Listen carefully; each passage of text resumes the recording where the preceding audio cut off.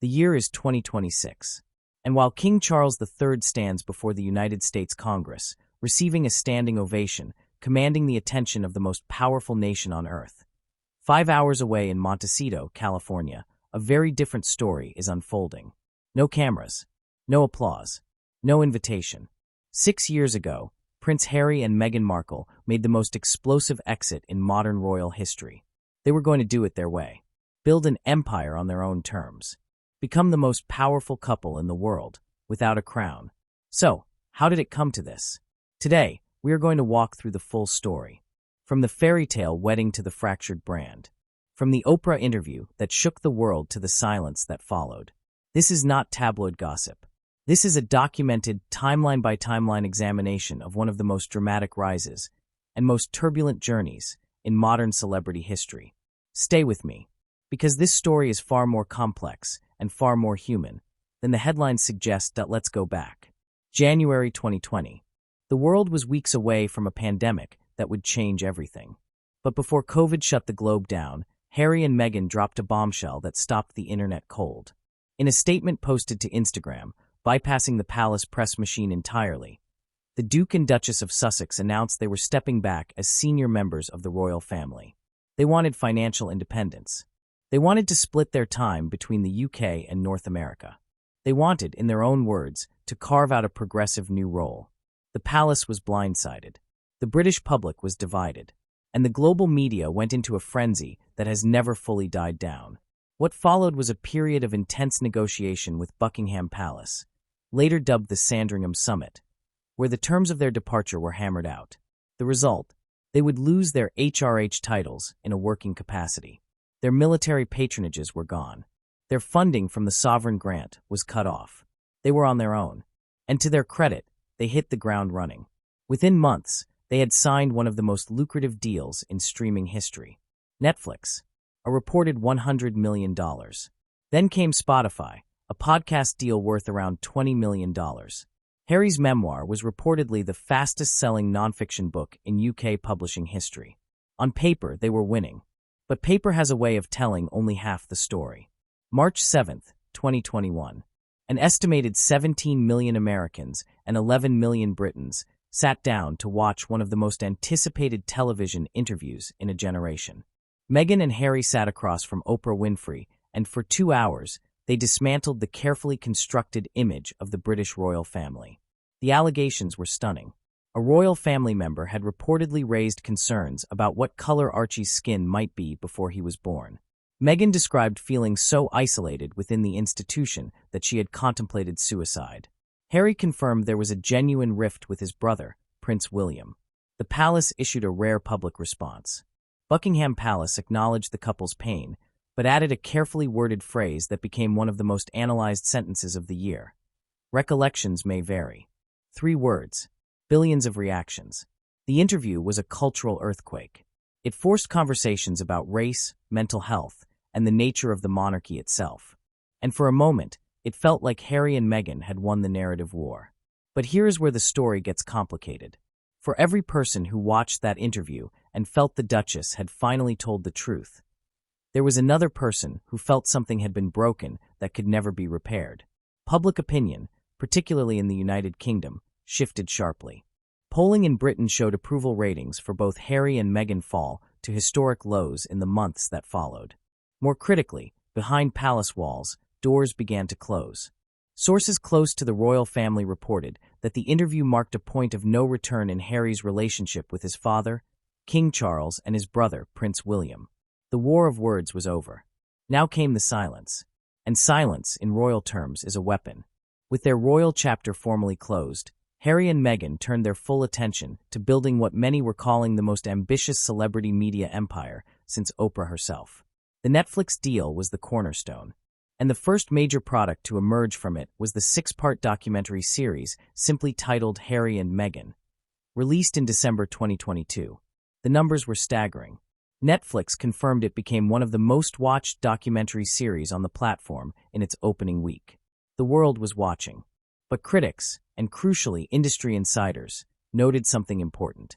The audience was not necessarily watching because they were fans. Many were watching the way people slow down to look at a car crash. Curiosity is not loyalty. And loyalty is what builds a sustainable brand. Then came Harry's memoir, Spare, in January 2023. The book broke records. It also broke something else, what remained of his relationship with the royal family. The revelations were unprecedented. A physical confrontation with Prince William. Intimate details about Queen Camilla. Allegations about how the palace had handled Meghan's mental health. Harry wrote about drug use, about grief, about feeling invisible within a family defined by hierarchy and silence. The British press responded with fury. The American press responded with fascination. And somewhere in the middle, Harry himself seemed to acknowledge the cost. In a BBC interview, after losing his appeal against the British government's decision to remove his security detail, he said simply, "I would love reconciliation with my family." The man who had burned bridges was now quietly standing at the river, wondering how to cross back. Now let's talk about the business. Because this is where the story takes its most fascinating turn. Away from the Netflix cameras and the royal drama, Meghan Markle was quietly building something she believed would define her legacy far beyond her title. A lifestyle brand. An empire of taste, elegance, and aspiration. It began with a whisper in early 2024, a brand called American Riviera Orchard. Celebrity friends received exclusive jars of homemade jam. The internet buzzed. The mystery was intentional. The anticipation was real. And then, the trademark problems began. The United States Patent and Trademark Office raised objections. The name was too geographically descriptive. Applications stalled. Months of work, millions of dollars in branding investment, and the entire concept had to be rethought from the ground up. So in February 2025, Meghan returned to Instagram with a new announcement. American Riviera Orchard was gone. The new brand was called As Ever, a phrase meant to capture continuity, authenticity, and timelessness. Except, As Ever had its own problems. A Chinese clothing company called Sever had already registered a similar trademark in the United States. After negotiations, Meghan's team secured the mark, but with a significant condition. The brand could not sell clothing, ever, under that name. Then came the logo controversy. The As Ever branding featured two hummingbirds flying toward a palm tree, a design that the mayor of a small Spanish town called Pereires immediately flagged as almost identical to the town's centuries-old coat of arms. The PR hit was immediate. Late-night television had a field day. Brand experts lined up to offer their opinions, and most of them were not kind. One PR expert told media outlets that As Ever had all the trimmings of curated luxury, but no sense of what it's actually selling, apart from vibes and vague aspiration. Another noted that the brand needed to stop feeling reactive and start projecting clarity and consistency. Either it was about commerce or culture or personal reinvention, but trying to be all three simultaneously was a recipe for confusion. And yet, and here is the part the critics often miss, the actual product launch told a different story. On April 2nd, 2025, As Ever officially launched. Within 45 minutes, the entire inventory had sold out. Raspberry jam, herbal teas, honey, gone. The demand was real. The fan base was loyal. The commercial appeal, at least in the United States, was undeniable. The challenge now was turning a viral moment into a sustainable business. And that, in the lifestyle world, is always the harder part. Now we arrive at May 2026. And the image that defines this moment more than any other is not a photograph of Meghan. It is the photograph of what is happening without her. King Charles III is in Washington, D.C. He has addressed a joint session of Congress. He has dined with the president. He has toured New York.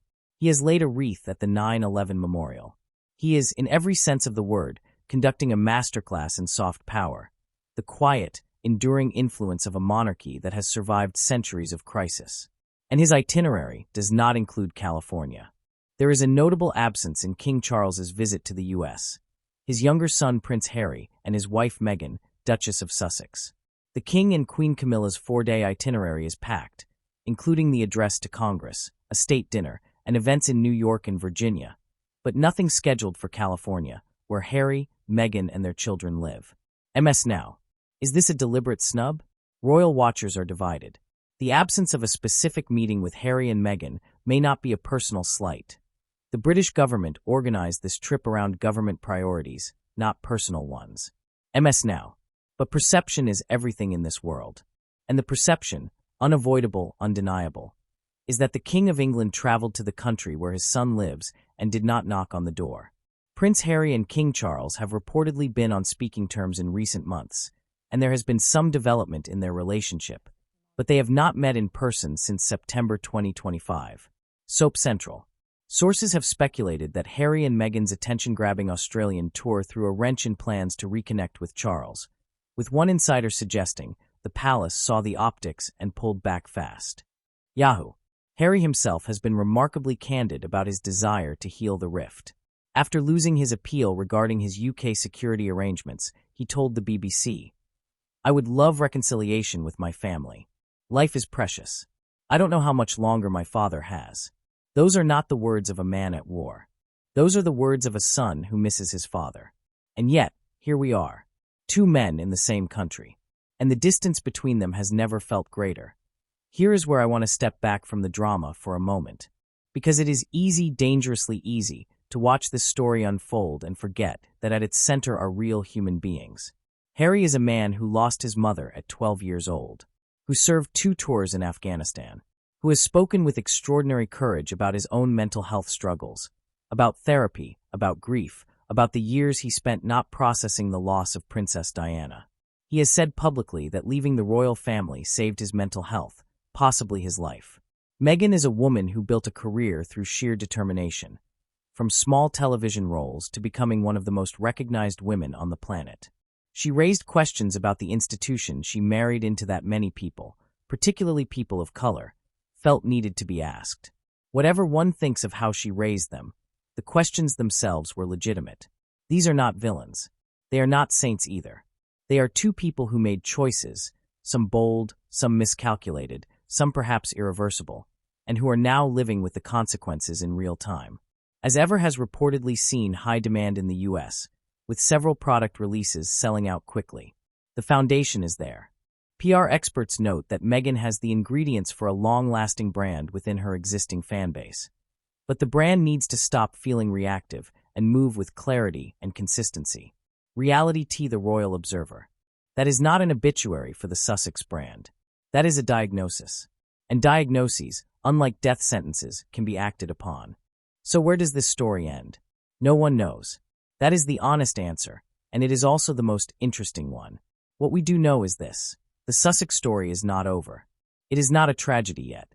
It is something rarer and more complicated. It is a story still being written by people who have not yet decided how they want it to end. Will Harry reconcile with his father before it is too late? Will the as-ever brand find the clarity and consistency it needs to become the empire Meghan envisions? Will the distance between Montecito and Buckingham Palace ever shrink? Not just in miles, but in the silence that has grown between a family? These are real questions, with real stakes, and real human hearts at their center. As King Charles returns to London, and as Meghan tends to a brand still finding its footing, one thing is undeniable. The world is still watching. The story is still unfolding. And no one, not the palace, not the press, not even the Sussexes themselves, knows how the final chapter reads. The clock is ticking, but it hasn't stopped yet. If you found this story compelling, hit subscribe and turn on notifications.